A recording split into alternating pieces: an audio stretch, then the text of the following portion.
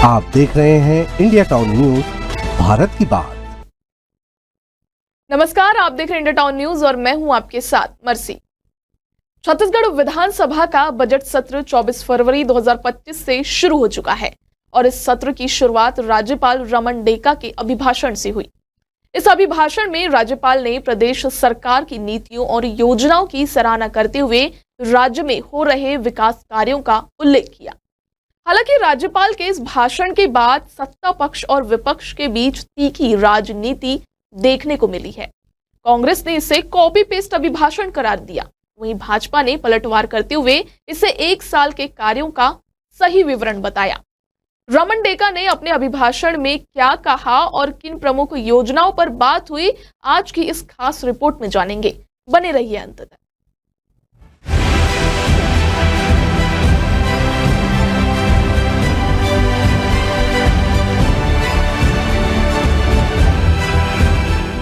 राज्यपाल रमन डेका ने अपने 45 मिनट के अभिभाषण में छत्तीसगढ़ राज्य की रजत जयंती वर्ष की शुरुआत का जिक्र किया और राज्य सरकार की कई प्रमुख योजनाओं की तारीफ भी की। उन्होंने कहा कि राज्य में नक्सलवाद समाप्ति की दिशा में तेजी से आगे बढ़ रहा है और डिजिटलीकरण को बढ़ावा दिया गया है। इसके अलावा महिलाओं के सशक्तिकरण, खेतीहर मजदूरों के साथ न्याय और किसानों के जीवन में खुशहाली लाने के लिए महत्वपूर्ण कदम उठाए गए हैं। राज्यपाल ने खासकर महतारी वंदन योजना का उल्लेख करते हुए कहा कि इस योजना से 69 लाख से अधिक महिलाओं को लाभ हुआ है। उन्होंने कृषि क्षेत्र में जैविक खेती और जलवायु परिवर्तन पर हो रहे कार्यों की भी सराहना की। इसके अलावा राज्य में किसानों को फसलों का उचित मूल्य मिल रहा है, जिससे कृषि को प्रोत्साहन मिल रहा है। राज्यपाल के अभिभाषण के बाद कांग्रेस नेताओं ने इस पर तीखी प्रतिक्रिया व्यक्त की है। पूर्व मुख्यमंत्री भूपेश बघेल ने राज्यपाल के भाषण को कॉपी पेस्ट करार देते हुए कहा कि इसमें कोई नया विचार या दृष्टिकोण नहीं था। उन्होंने आरोप लगाया कि राज्यपाल ने कांग्रेस सरकार की योजनाओं को बस पुरानी बातें दोहराते हुए पेश किया गया है। भूपेश बघेल ने कहा कि राज्यपाल के अभिभाषण में वही पुरानी बातें हैं जो सारी सरकार के दौरान की गई थी। सरकार ने न केवल योजनाओं के नाम बदलकर उन्हें पेश किया है, क्या राज्यपाल यह नहीं बता सकते कि हमारी सरकार के दौरान जो योजनाएं शुरू हुई उन्हें कितने लोगों ने लाभ लिया? उन्होंने यह भी आरोप लगाया कि सरकार पिछले 1 साल में कोई बड़ा काम नहीं कर पाई है और सिर्फ पुराने आंकड़ों को दोहराया जा रहा है। बघेल ने भाजपा पर हमला करते हुए कहा कि पंचायती चुनावों में भाजपा ने हेराफेरी की है और प्रशासनिक दबाव में चुनाव परिणामों को बदलने की कोशिश की है।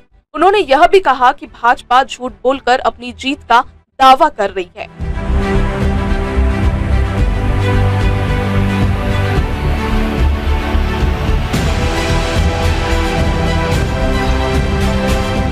जिसके बाद कांग्रेस की आलोचना पर भाजपा ने भी कड़ी प्रतिक्रिया दी।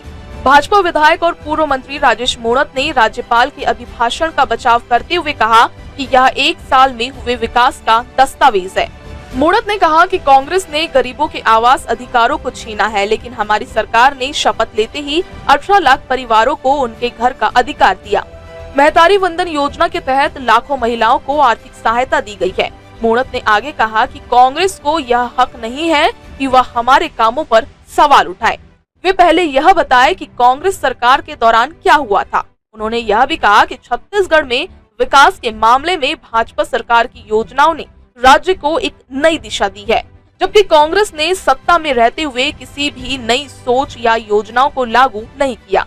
उन्होंने यह भी आरोप लगाया कि कांग्रेस ने नक्सल प्रभावित क्षेत्रों में विकास कार्यों को रोकने की कोशिश की और आज भाजपा सरकार ने इन क्षेत्रों में शांति स्थापित करने के लिए ठोस कदम उठाए हैं। राज्यपाल के अभिभाषण पर विपक्ष की प्रतिक्रिया में यह साफ तौर पर देखा जा सकता है कि कांग्रेस भाजपा की योजनाओं को पुरानी बातों के रूप में प्रस्तुत कर रही है, जबकि भाजपा इसे अपनी उपलब्धियों के रूप में पेश कर रही है।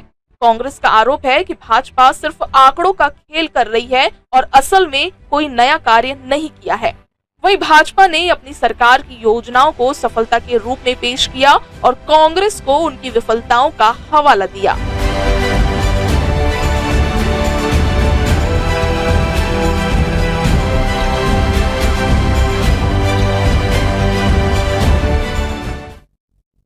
राज्यपाल के अभिभाषण के बाद छत्तीसगढ़ विधानसभा में सियासी हलचल तेज हो गई है। सत्ता पक्ष और विपक्ष के बीच यह झड़प आने वाले दिनों में और भी बढ़ सकती है, क्योंकि दोनों दल अपने अपने दृष्टिकोण से इस अभिभाषण को प्रस्तुत कर रहे हैं। यहाँ एक और कांग्रेस भाजपा सरकार की नीतियों को झूठा केवल नाम बदलने का काम मानती है और वहीं भाजपा इसे 1 साल में किए गए विकास कार्यों का सही दस्तावेज मानते हैं। अब यह देखना होगा कि आगामी दिनों में विधानसभा में इस पर और कौन से बयान सामने आते हैं और इस सियासी तकरार का क्या हल निकलता है। फिलहाल आज के लिए इतना ही। बने रहिए इंडिया टाउन न्यूज के साथ। मुझे दीजिए इजाजत। नमस्कार।